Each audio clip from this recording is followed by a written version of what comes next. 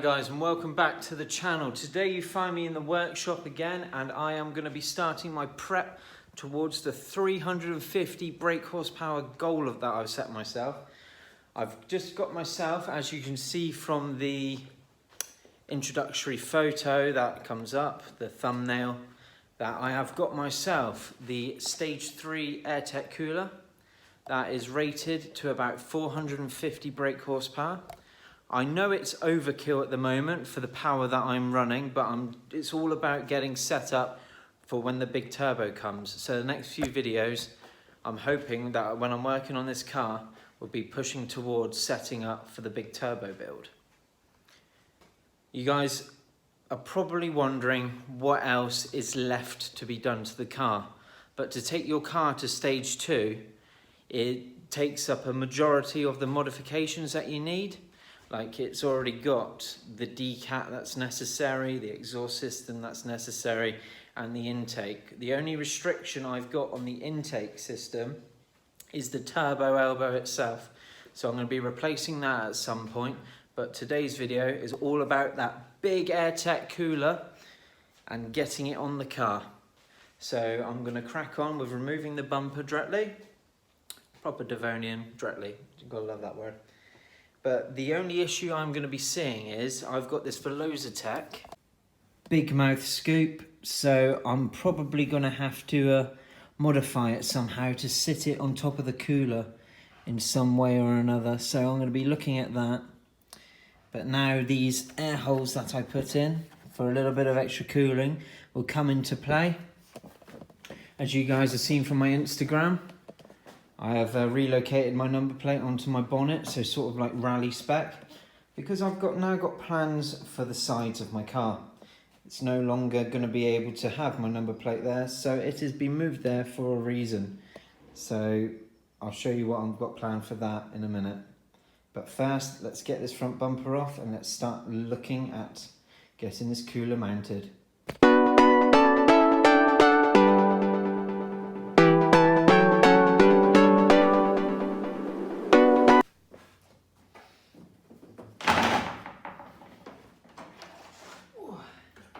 And as easy as that, that's the bumper off. Okay, now I've got the bumper off. You can see that this one isn't going to be quite man enough for the stage 3 power. And now I've got to go about, normally you'd have a top shroud across here, across your intercooler, and a bottom one.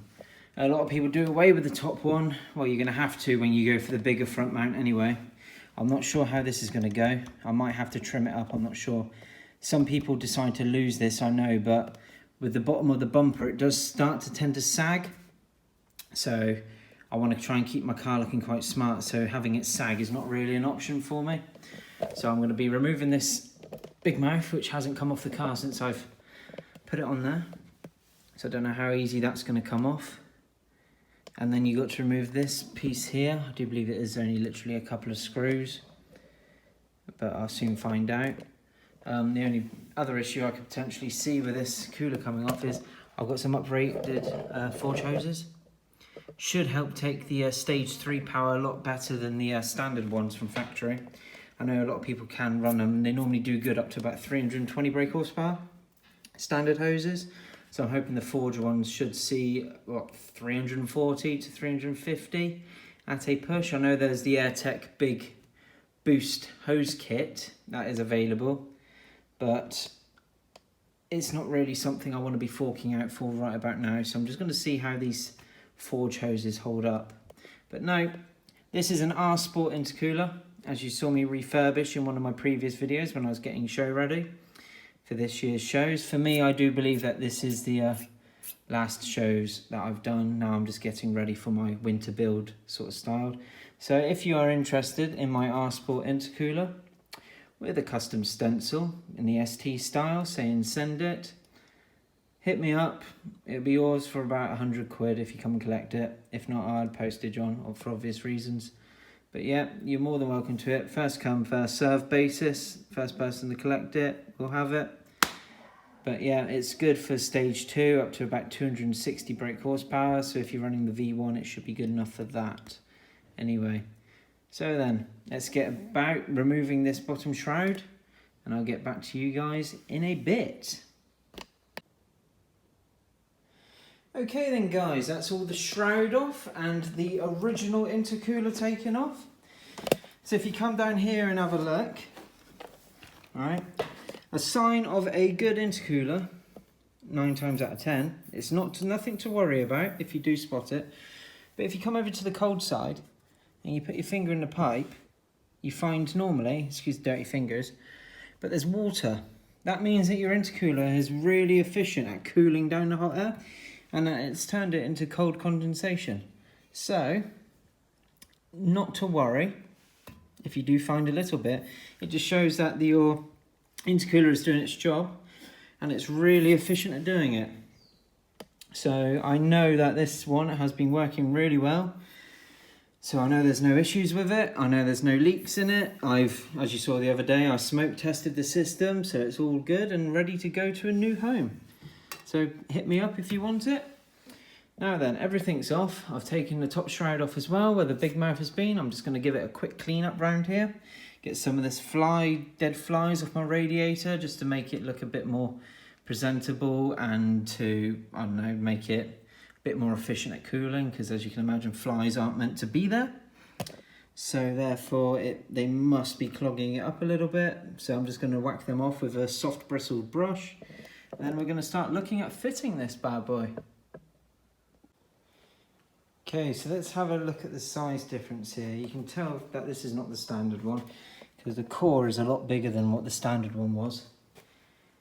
So yeah, looking over the AirTech one, the back of it, it's got about this, it's a little bit thicker on the core, I will say. But it's also got the big blade running up the front as well, which should increase airflow and cooling. So I'm really looking forward to getting this on, because not only will it look smart as hell, but it's one more step closer to going big turbo. I know a lot of you find pulling the front end of your car apart scary. Believe me, I did at first. But if you are unsure on how it goes, when you buy the cooler from AirTech, they do give you an instruction step by step, generally, on how to take the front end off your car. It's a nice thick booklet. As you can see, I don't really need that. I've done it enough times now. So yeah, I also provide fitting brackets and everything you need in the same bag. So even if you don't want to read the instructions, keep hold of it, because the fitting kit is in that bag.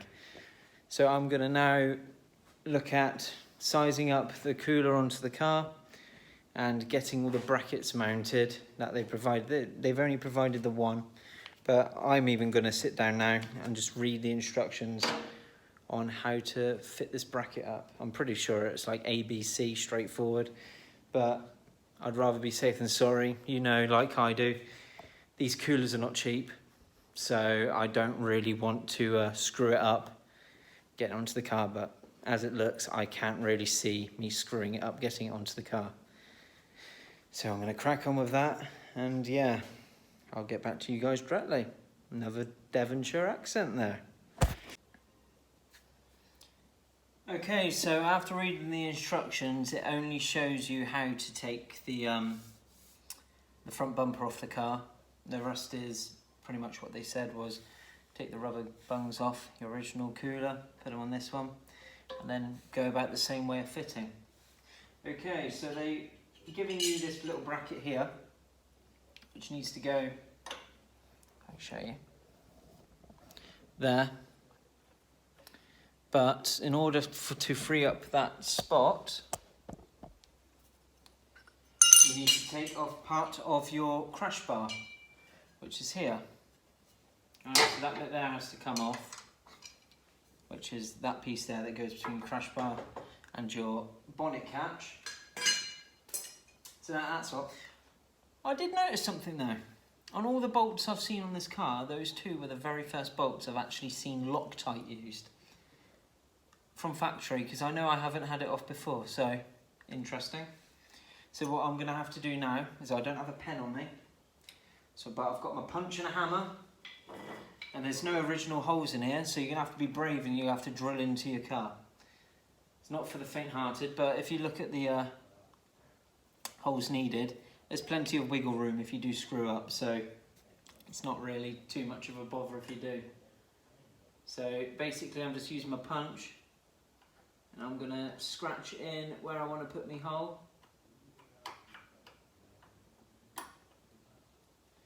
Give or take. Try and get it nice and central if you can.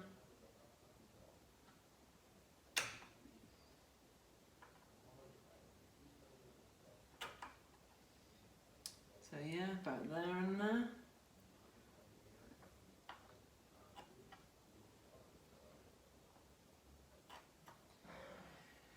And then it's now down to drilling, working out the size of these and putting it against a metal drill bit. But to stop your drill from sliding around, get your punch and give it a good punch hole. And it should. Stop your drill bit from sliding around.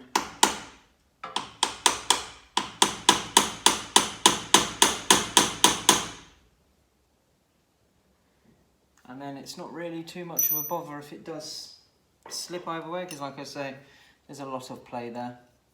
And then it goes into the top of your cooler and holds it up into place. So I'm going to drill these holes out and yeah, carry on trying to fit this thing.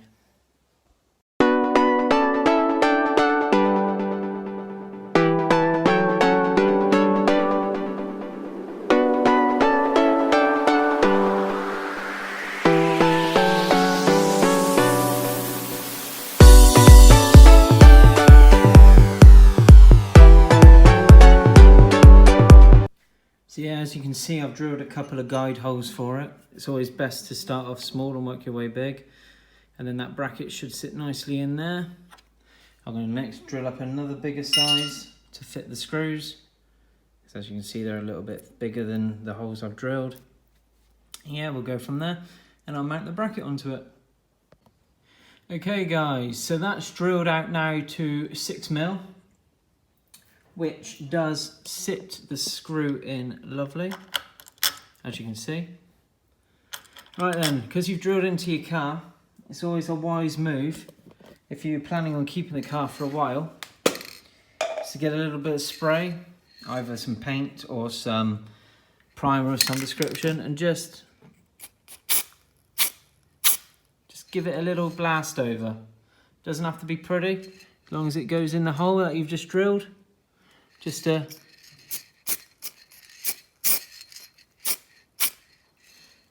as a rust preventative. Alright, so as I say, it doesn't have to look brilliant as long. Okay, so it turns out I was wrong where the holes were being drilled and I've had to put this bracket back on. This is for such an expensive piece of equipment, you would have thought they would have blooming told you where you got to drill to put this bracket. Because you assume you take that bit off and drill up there, but no, you've got to keep that bit on and drill into that. It's daft, and holding it in position and, well, drilling it out and marking it up, I suggest this is definitely a two-man job because you need 3 arms, one to hold it in place, one to mark it, one to drill it. But I'm going to soldier on, as I always do, and I'm going to try and work out a way how to hold it up. Probably going to use some wood or something just to stack it up and hold it in position so I can mark it and drill some more holes. But no one will know the difference because it's all covered up again and I've sprayed it so it's not going to rust, so I'm not too worried. But hey, it's all a learning curve for us all here, so let's crack on. Okay, so I've got the cooler back on. I'm just starting to reassemble everything. I'm going to start looking towards getting my Veloza Tech big mouth back on, but I'm going to have to cable tie it into position so it's a bit more flexible to hold it. I've just been joined by Mark from MBTV. You probably all know his channel. I told you guys I'd move my number plate onto my bonnet for a reason. That's because I've got some racing canards to go on the side. So of course my number plate could no longer be there. So while I'm putting it all back together, Mark's going to be mocking up where to drill and where to tap because he can't be here for too long. I'm led to being informed. So yeah, he's gonna get on with that. I'm gonna get on with finishing off putting the shroud back on, and yeah, we should be making some serious progress today. Sadly, Mark had to dash home to a family emergency, so the canards didn't get onto the car. But I'm now going to show you how it, and I didn't get the big mouth Velocitech scoop in place either because I was having some difficulty fitting it again.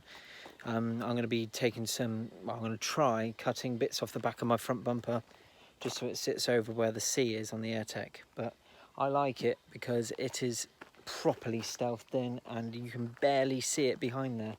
Perks of having a black cooler. So I'm now going to show you the car and I want you to let me know what you think in the comments below, please. So here we have it, the finished article, well, as it stands at the moment. I'm in the middle of riveting the canards together, so they will be going on the sides very soon when I get the next 5 minutes. But I think that looks really smart, and knowing full well that if I choose to, I can get the car, once the engine's sorted obviously, potential's there for 450 brake horsepower now. That is if I choose to go down that route, so options are open. And now it's just up to me to decide which direction I want to take this build. Thanks for watching today, guys. I do appreciate every view. If you like the Stage 3 AirTech cooler, hit a thumbs up below. If you dislike the Stage 3 cooler, tell me which one is your preference. I know there's a fair few to choose from the LED Performance Outlaw system to the, I don't know, God knows, the Puma Speed Pro Alloy Jobby or whatever they've got out at the moment, but I chose AirTech. So please hit that thumbs up and I'll catch you all in the next video.